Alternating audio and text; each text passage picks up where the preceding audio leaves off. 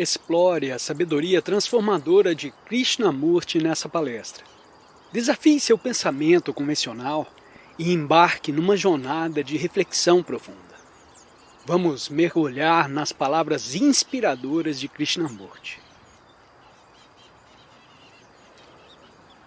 O mundo asiático acredita na reencarnação. Isso é, que a alma, o ego, o eu, que é um feixe de memórias, renascerá mais uma vez para uma vida melhor se eles se comportarem corretamente agora, se conduzirem corretamente, se levarem uma vida sem violência, sem cobiça e assim por diante. Então, na próxima reencarnação, eles terão uma vida melhor, uma posição melhor. Mas a crença na reencarnação é apenas uma crença, porque os que possuem esta forte crença não vivem uma vida correta hoje.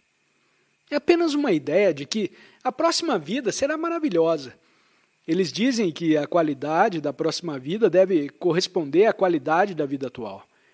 Mas a vida atual é tão torturante, tão exigente, tão complexa, que eles esquecem a crença e lutam.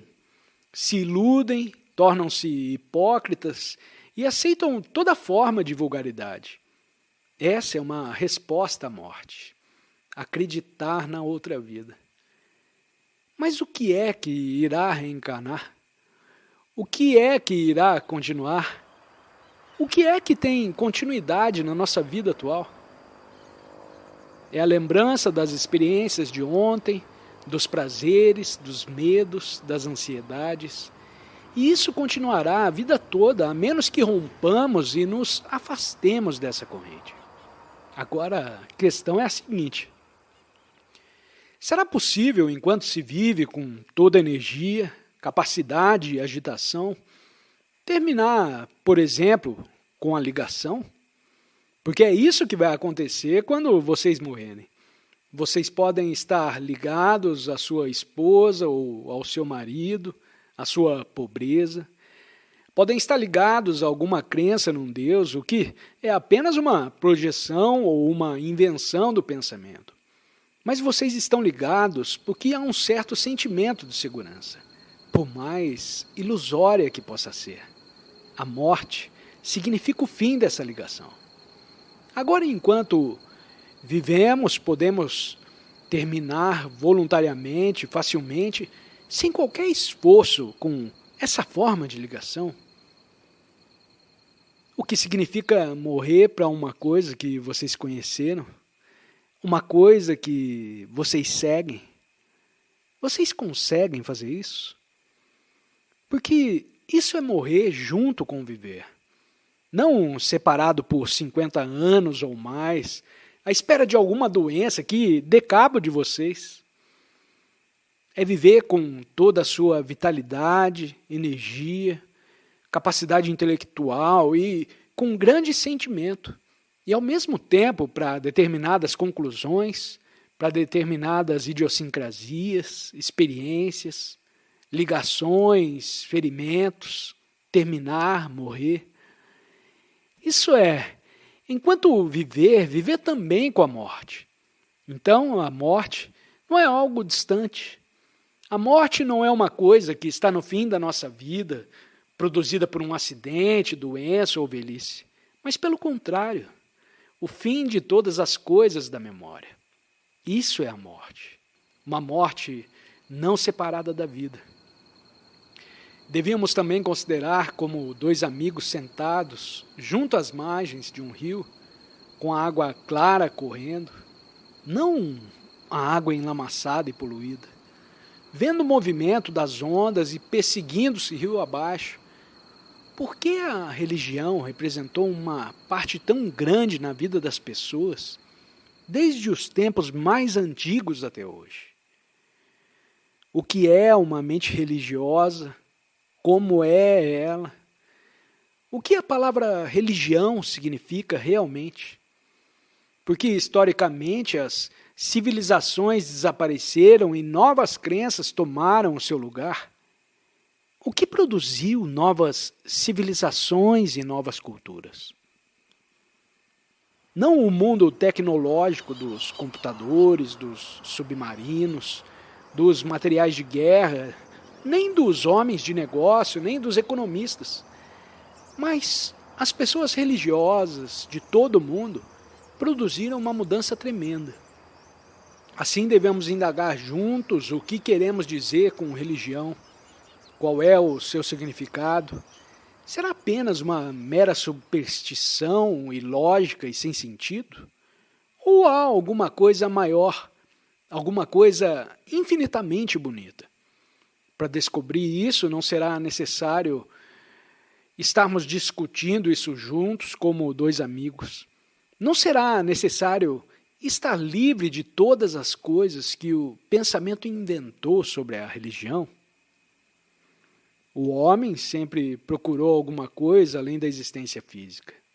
Ele sempre pesquisou, perguntou, sofreu e torturou-se para descobrir se há alguma coisa que não pertença ao tempo, que não pertença ao pensamento, que não seja crença nem a fé. Para descobrir isso, devemos estar absolutamente livres.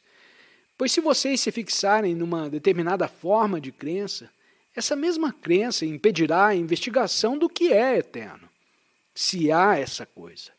A eternidade que está além de todo o tempo, além de toda medida. E assim devemos estar livres. Se somos sérios na indagação do que é religião, devemos ser livres de todas as coisas que o pensamento inventou sobre o que é considerado religioso. Isso é, todas as coisas que o hinduísmo, por exemplo, inventou com as suas superstições, com as suas crenças, com as suas imagens e a sua literatura antiga, como os Upanishads. Devemos ser completamente livres de tudo isso. Se estamos ligados a tudo isso, então será impossível, naturalmente, descobrir aquilo que é original. Vocês entendem o problema? Se a minha mente, o meu cérebro, está condicionado pelas superstições hindus, crenças, dogmas e idolatria, com toda a tradição antiga, então ela está amarrada a isso e não se pode mover, não é livre. Do mesmo modo, devemos ser livres totalmente de todas as invenções do pensamento, dos rituais, dogmas, símbolos, dos sábios e assim por diante, do cristianismo. Isso pode ser bem mais difícil, pois nós nos aproximamos de casa. Mas todas as religiões, seja a cristã, a muçulmana, a hindu, a budista, são um movimento do pensamento que continua através do tempo, através da literatura, através dos símbolos, através das coisas feitas pelas mãos ou pela mente. E tudo isso é considerado religioso no mundo moderno.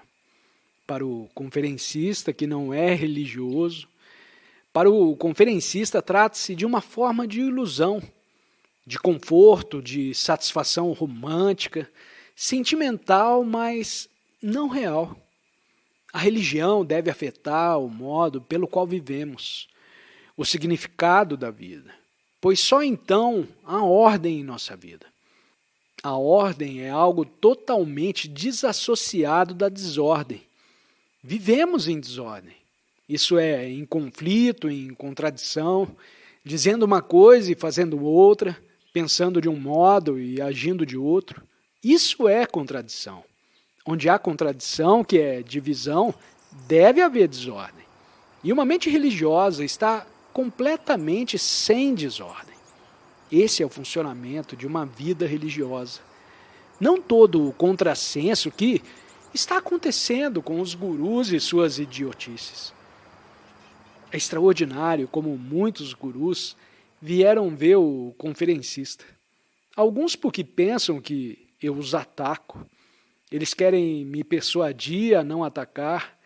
Dizem que o que você está dizendo e o que você está vivendo são a verdade absoluta, mas não é para nós, porque precisamos ajuntar essas pessoas que não estão tão adiantadas quanto você. Vejam o jogo que eles fazem. Vocês entendem? Assim imaginamos, porque alguns ocidentais vão à Índia, seguem esses gurus, se iniciam, seja lá o que isso significa. Vestem roupas diferentes e pensam que são muito religiosas, mas retiram-lhe as roupas, detenham-nos e indagam-nos, e eles são exatamente como vocês e eu.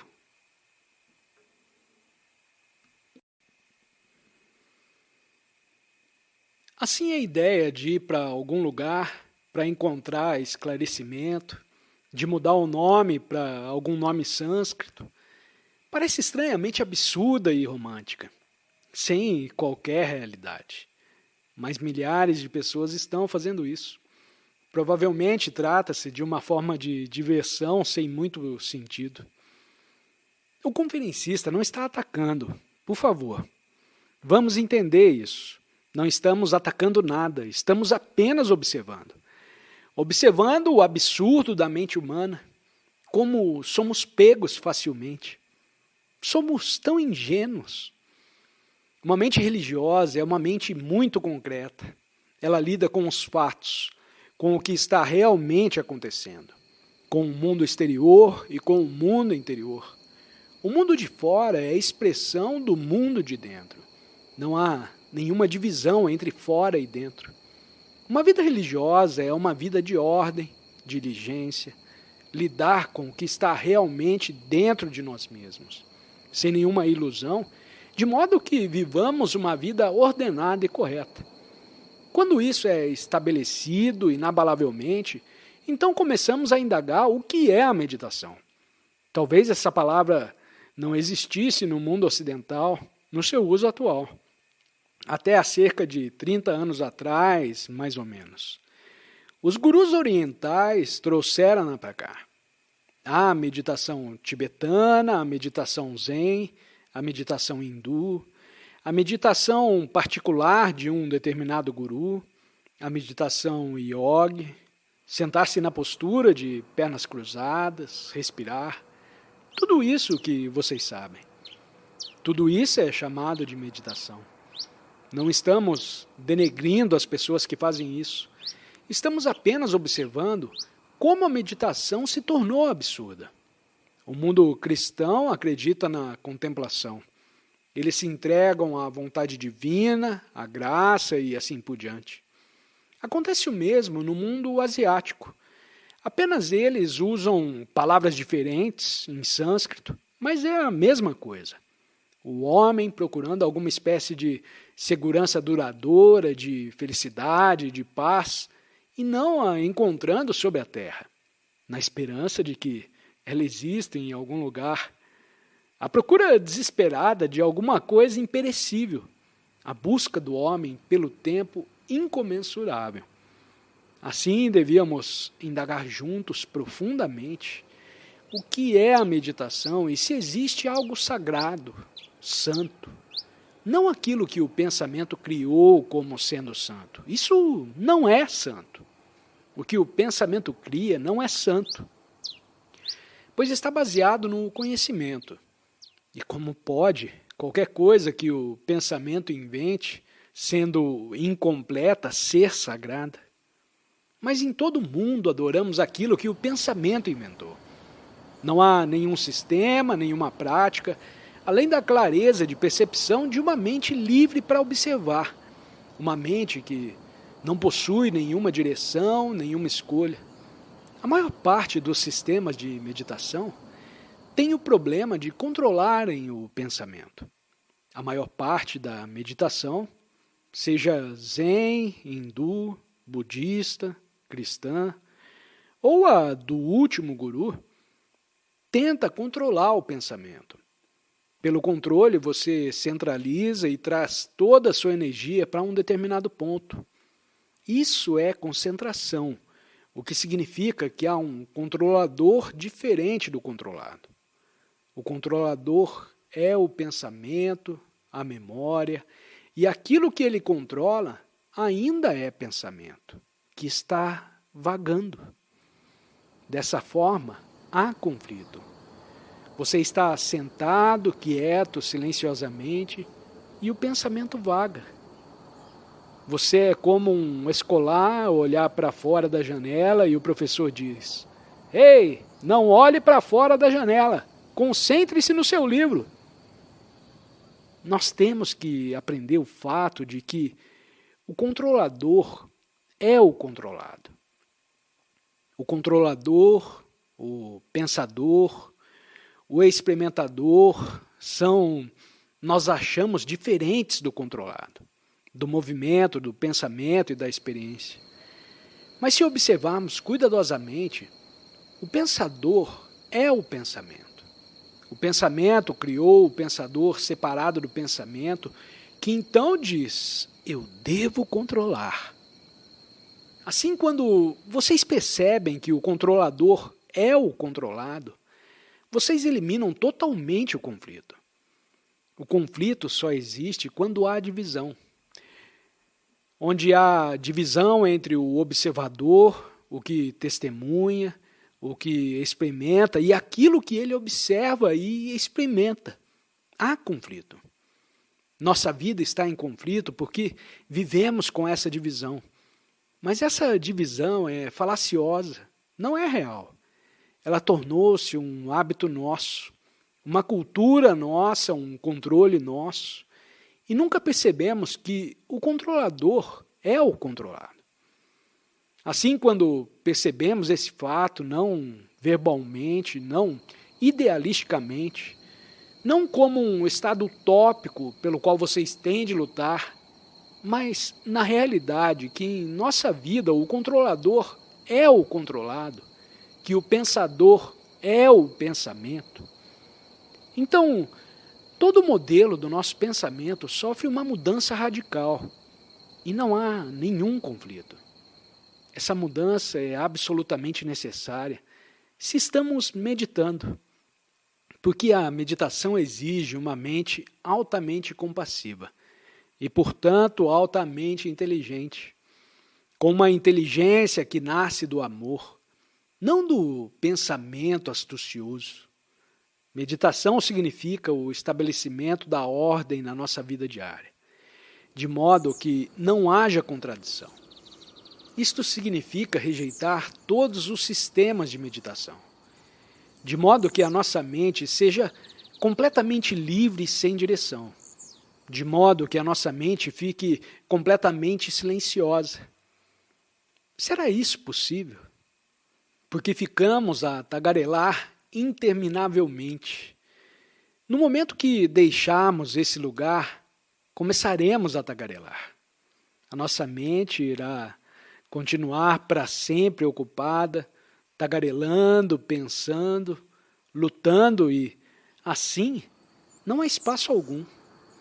O espaço é necessário para que exista o silêncio, pois uma mente que está praticando, lutando para ficar em silêncio, nunca está em silêncio. Mas quando ela percebe que o silêncio é absolutamente necessário, não o silêncio projetado pelo pensamento, não o silêncio entre duas notas, entre dois ruídos, entre duas guerras, mas o silêncio da ordem. Então, nesse silêncio, a verdade para a qual não existe nenhum caminho passa a existir. A verdade que é intemporal, sagrada e incorruptível. Essa é a meditação e essa é a mente religiosa.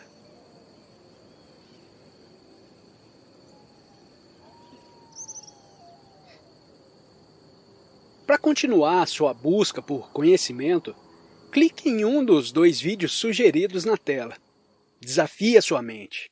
Compartilhe suas reflexões nos comentários e não se esqueça de se inscrever no canal para receber mais insights.